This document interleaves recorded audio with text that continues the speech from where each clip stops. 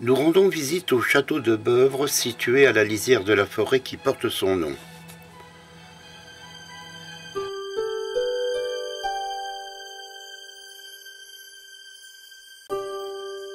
Son nom vient de Beuvron, qui, au Moyen-Âge, désignait Castor. Pendant la Seconde Guerre mondiale et les années suivantes, le château fut occupé par le professeur Eugène Marquis. La chapelle du XVIIe, elle est désaffectée.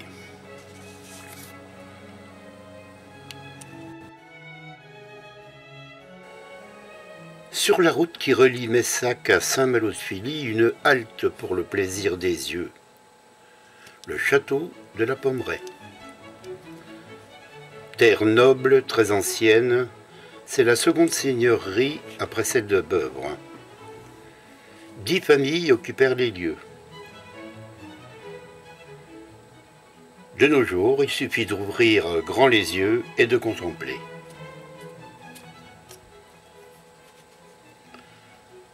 La façade aux immenses baies coiffées de lucarnes et de hautes cheminées s'enorgueillit par l'éclat de sa végétation.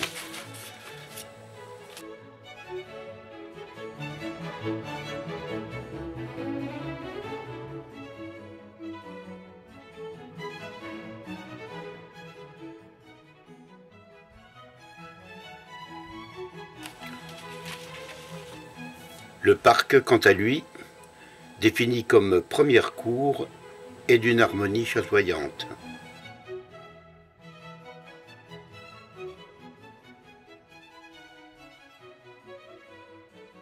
Un colombier cylindrique,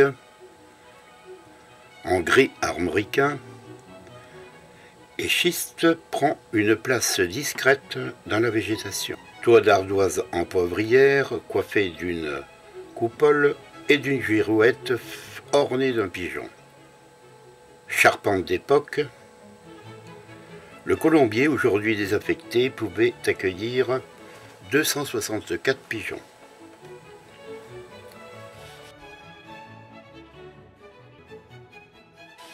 Le château de la Pommeraye est le seul du canton à posséder une double cour encadrée de bâtiments annexes.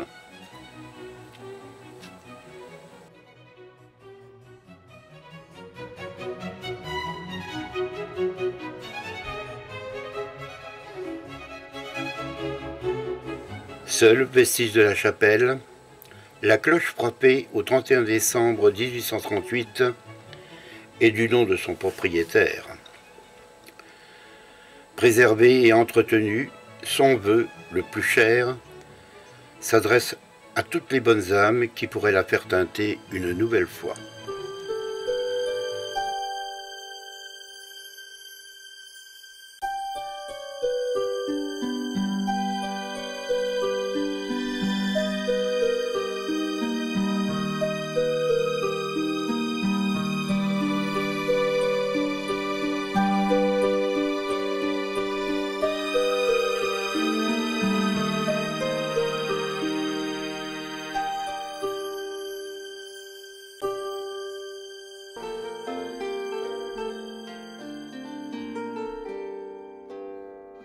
La tourelle d'escalier est circulaire, les ouvertures et grilles incitent à dater le manoir du XVIe siècle.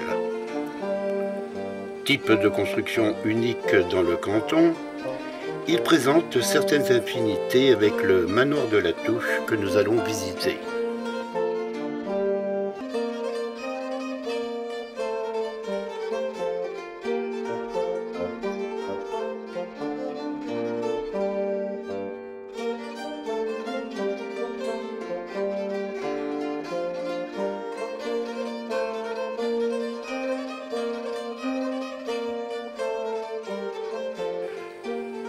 Nous laissons derrière cet arbre de paix et sur la route nous découvrons un étang magnifique, miroir naturel où la nature se penche pour s'y mirer.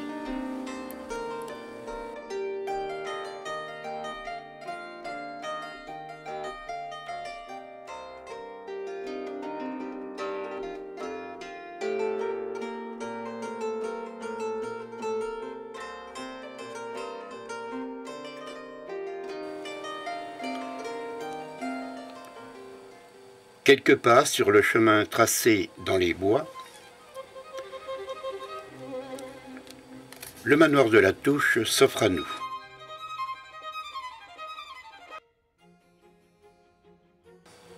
Conforme, malgré quelques ajouts à sa structure initiale. La première mention du manoir remonte à 1589. Particularité, le puits inséré dans le mur est accessible de l'intérieur comme de l'extérieur. Un treuil permettait de remonter les seaux en appui sur les schistes saillants.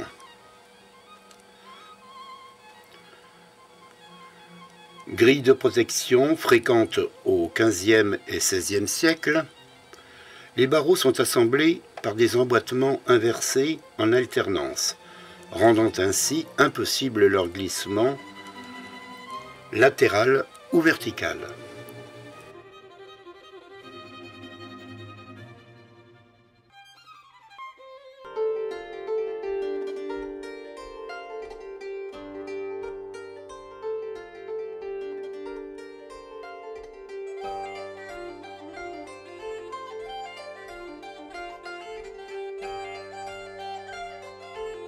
Nous sommes sur l'ancienne voie romaine qui franchissait la Vilaine au Pont-Neuf.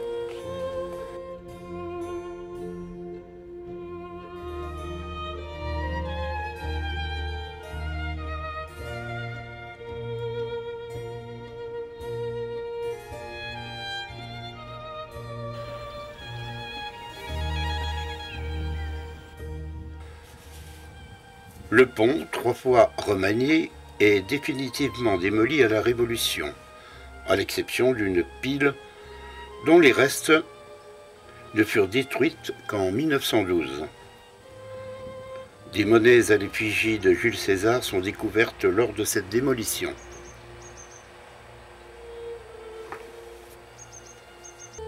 Entretenu avec goût, ce manoir fait partie de notre patrimoine local.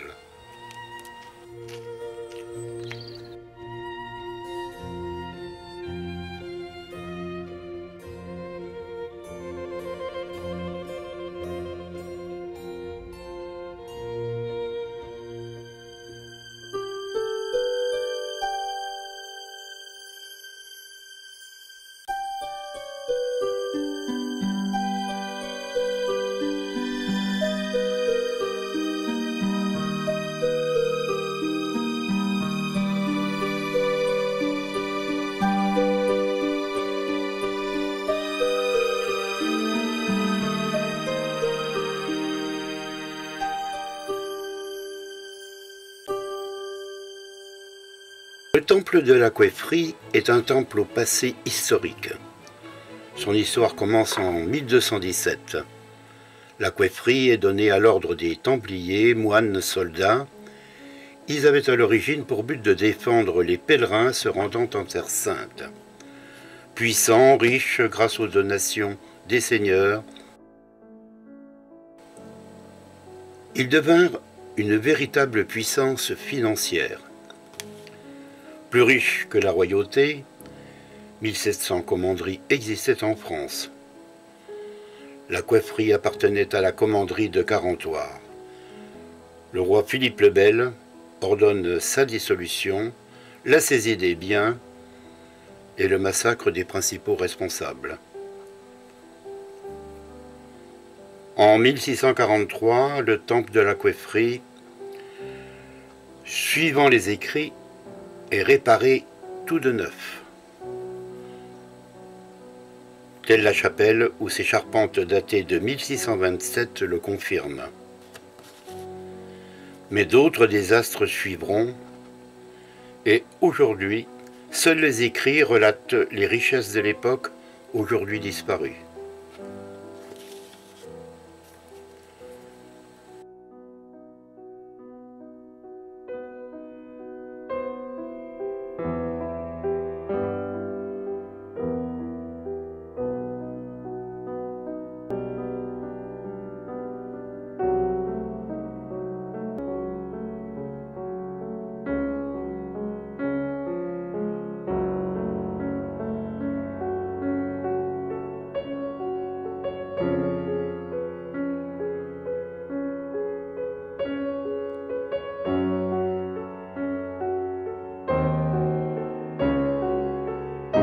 Dans la cour carrée, le manoir rénové de 1676 à 1699 porte sur son linteau de fenêtre un schiste à la date de 1682. Le linteau de cheminée provient du château de Beuvre, après incendie de celui-ci dans la période pré-révolutionnaire. Le porche pigeonnier porte une pierre gravée de 1668. Telle une ferme fortifiée, le manoir dégage puissance, austérité et beauté, dans un écrin de verdure que nous quittons à regret.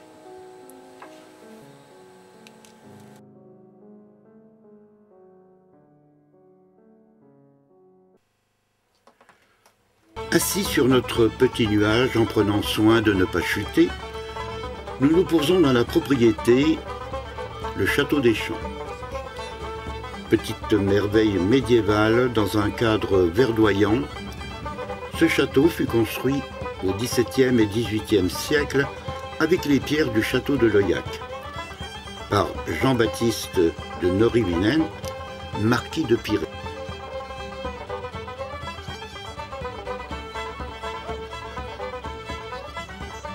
Ce château est doté de 2 tourelles, d'une chapelle, le tout entouré de douves.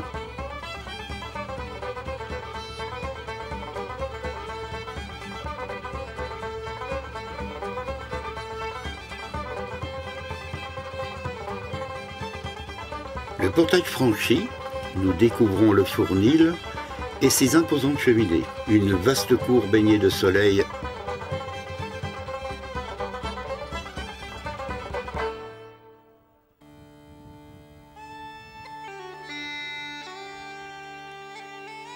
Agrémenté d'un puits,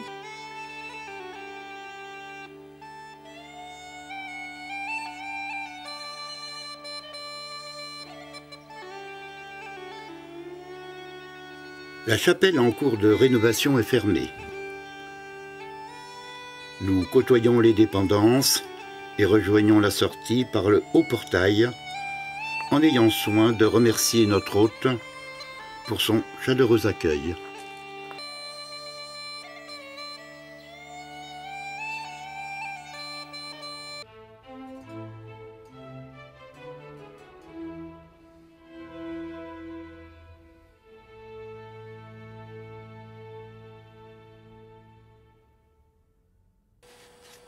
Courte visite au château de la Drienay du XIXe siècle. Façade magnifique coiffée d'un toit à la mansarde. Non habité, les châtelains louent leur salon pour des réceptions.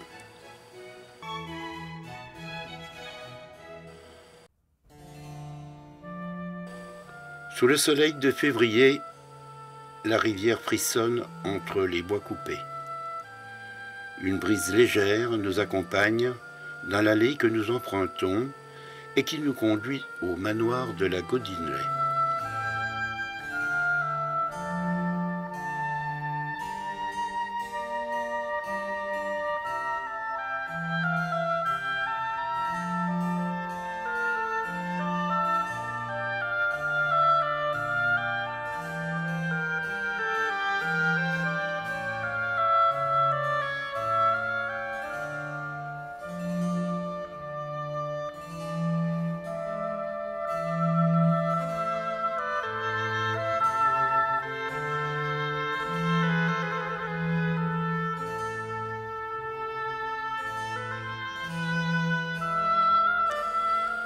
Magnifique demeure du XIXe, toit à la mansarde,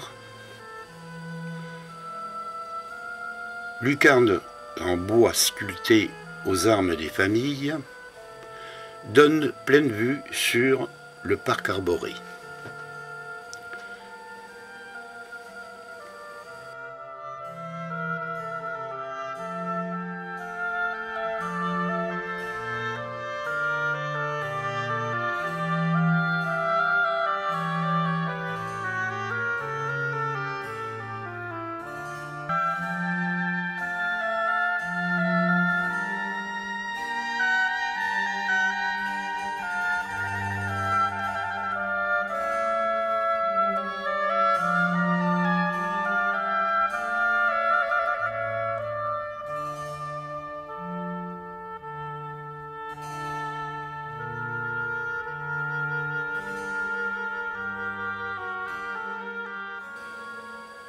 La chapelle était autrefois ancien lieu de pèlerinage.